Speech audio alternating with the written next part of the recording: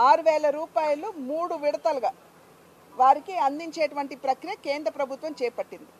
ఇవాళ ఎంత సమర్థవంతంగా జరుగుతుందంటే రాష్ట్రం తన వాటా ఇచ్చినా ఇవ్వకపోయినా, అంటే ఇప్పుడు రైతు భరోసా అని అనేక కార్యక్రమాలు మనం చూస్తున్నాం. కేంద్రం ఇచ్చే 6,000కి రాష్ట్రం జతపరిచి ఇవాళ ఇస్తున్నారు. కనుక రాష్ట్రం తన వాటా ఆలస్యం అవుతుందేమో కానీ కేంద్రం ఇచ్చేటువంటి వాటా ఎక్కడా కూడా ఆలస్యం కావడం లేదు. వారు 6,000 రూపాయలు టెన్షన్గా రైతుల ఖాతాలోకి వెళ్ళిపోతున్నటువంటి సందర్భంలో 20,000 కోట్ల రూపాయలు ఇప్పుడు 9,30,00,000 మంది రైతులకి దేశవ్యాప్తంగా ఈసారి 17వ ఇన్స్టాల్మెంట్ రైతులకు ఇవ్వడం జరిగింది. గడిచిన 5 సంవత్సరాల కాలంలో కనుక చూసుకున్నట్లయితే 3 లక్షల కోట్ల మేరకు రైతులకి దీని మాధ్యమంగా లబ్ధి చేకూరి దగ్గర 12 కోట్ల మంది రైతులకి ఇది లాభం చేకూర్చినటువంటి విషయాన్ని మీ మాధ్యమంగా మేము ప్రజలకి తెలియజేస్తున్నాం. అదేవిధంగా కనీస మద్దతు ధర మీద కూడా ఇవాళ దృష్టి కేంద్రీకరించి కేంద్ర ప్రభుత్వం దాన్ని సైతం పెంచడం జరిగింది. దీనికి తోడు కోఆపరేటివ్స్ సహకార రంగం నిర్వీర్యమైనటువంటి విషయం మనందరికీ తెలుసు. అయితే సహకార రంగం చాలామంది రైతులకి ఊతమిస్తుంది. లోన్స్ ఇవ్వటం కానివ్వండి, ఆ రకంగా ఆదుకోవటం కానివ్వండి, కుటుంబాలని చాలా వరకు కూడా ఆదుకుంటూ ఉంటుంది. కనుక కోఆపరేటివ్స్ మీద ఇవాళ దృష్టి పెట్టి అచ్చంగా ఒక డిపార్ట్మెంట్ లాగా ప్రారంభించి అమిత్ షా గారు వారి నాయకత్వంలో ఇవాళ సహకార రంగం ఉంది. కనుక దాన్ని కూడా పునరుజ్జీవింపజేసేటువంటి ప్రక్రియ చేపట్టడం జరిగిందని చెప్పి తెలియజేస్తున్నాను. అదేవిధంగా ఇంతవరకు కేవలం మొలాసెస్ మాధ్యమంగా మనం ఇథనాల్ ఏదైతే చేస్తున్నామో అది అంతవరకే పరిమితం కాకుండా మీరు మేజ్ మాధ్యమంగా కూడా జొన్నల మాధ్యమంగా కూడా చేసేటువంటి అవకాశం ఉంటుంది అని చెప్పి ఆ రకమైనటువంటి వెసులుబాటు కూడా ఆ షుగర్ ఇండస్ట్రీస్కి ఇచ్చినటువంటి విషయం నేను తెలియజేస్తున్నాను. అదేవిధంగా ఉల్లిపాయలు ఎక్స్పోర్ట్, చాలా వరకు ఉల్లిపాయలు ఎక్స్పోర్ట్ జరుగుతుంది కాబట్టి డ్యూటీ ఏదైతే ఉందో, ఎక్స్పోర్ట్ డ్యూటీ ఏదైతే ఉందో ఉల్లిపాయల మీద చాలా ఎక్కువగా ఉంది, 40% ఉన్నది అని చెప్పి నిర్మలా సీతారామన్ గారి దృష్టికి తీసుకువెళ్ళినప్పుడు ఆ 40% ఎక్స్పోర్ట్ డ్యూటీని ఇవాళ 20%కి తగ్గించి రైతులకి మేలు చేకూరే విధంగా నిర్ణయం చేయటం జరిగింది.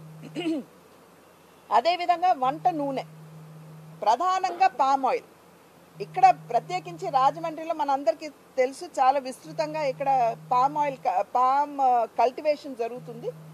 ఆ నేపథ్యంలో వారందరూ కూడా వారు నాకు ఇచ్చినటువంటి రిప్రజెంటేషన్ని నిర్మలా సీతారామన్ గారి దృష్టికి అదేవిధంగా పీయూష్ గోయల్ గారి దృష్టికి కూడా తీసుకువెళ్ళటం జరిగింది. ఇవాళ కేంద్ర ప్రభుత్వం తీసుకున్నటువంటి నిర్ణయం క్రూడ్ పామ్ ఆయిల్ ఏదైతే ఉందో, పామ్ ఆయిల్ కావచ్చు, సన్ఫ్లవర్ ఆయిల్ కావచ్చు, అదేవిధంగా సోయాబీన్ నూనె కావచ్చు, వీటి మీద ఏదైతే ఇంతకు ముందు దిగుమతి కేవలం 12%గా ఉండేదో డ్యూటీ, దాన్ని 32%కి పెంచినటువంటి విషయాన్ని మీ మాధ్యమంగా ఇక్కడ ఉన్నటువంటి పామ్ ఆయిల్ రైతులకు కూడా నేను తెలియజేస్తున్నటువంటి విషయం. అదేవిధంగా ఇన్ఫ్రాస్ట్రక్చర్ ఫండ్ అగ్రికల్చర్కి, సాధారణంగా రైతులు ఇక్కడ మనకి హార్టికల్చర్ కూడా ఉంటుందండి, హార్టికల్చర్ కావచ్చు లేకపోతే ఇతరత్రా వచ్చేటువంటి వ్యవసాయోత్పత్తులు కావచ్చు, మార్కెట్ చేరేలోపు 30-40% అవి పాడైపోతున్నాయనేటువంటి విషయాన్ని గమనించి దానికి కూడా ఒక ప్రత్యేకమైనటువంటి ఫండ్ని కేంద్ర ప్రభుత్వం ఇవాళ కేటాయించినటువంటి విషయాన్ని మీ మాధ్యమంగా రైతులందరికీ కూడా తెలియజేసుకుంటున్నాను. సాధారణంగా ఏమిటంటే బడ్జెట్ వచ్చినప్పుడల్లా ధనికులకి ఏదో ట్యాక్స్ ఎగ్జంప్షన్స్ దొరుకుతున్నాయి, లేదా కింద ఉన్నటువంటి దారిద్ర్య రేఖకు దిగువన ఉన్నటువంటి వారికి అనేక సంక్షేమ పథకాలు మీరు అందిస్తున్నారు, మధ్య వర్గీయులు ఎవరైతే ఉన్నారు మిడిల్ క్లాస్ మాకు ఎటువంటి రిలీఫ్ రావడం లేదు అని చెప్పి బాధపడుతున్నటువంటి సందర్భంలో వారి ఆందోళనని గుర్తించి కేంద్ర ప్రభుత్వం ఇవాళ ట్యాక్స్ ఎగ్జంప్షన్ ఏదైతే ఉందో 7 లక్షల రూపాయల వరకు పెంచడం జరిగింది. ఇంతవరకు కూడా 5 లక్షలు ఉండేది, ఇప్పుడు 7 లక్షలకి ట్యాక్స్ ఎగ్జంప్షన్ అనేది వారికి ఇవ్వడం జరిగింది. స్టాండర్డ్ డిడక్షన్ ఏదైతే ఉందో అది 75,000, అదేవిధంగా ఫ్యామిలీ పెన్షన్ మీద 25,000 వరకు కూడా ఫ్యామిలీ పెన్షన్ మీద ఇవాళ ట్యాక్స్ ఎగ్జంప్షన్ ఇచ్చారు.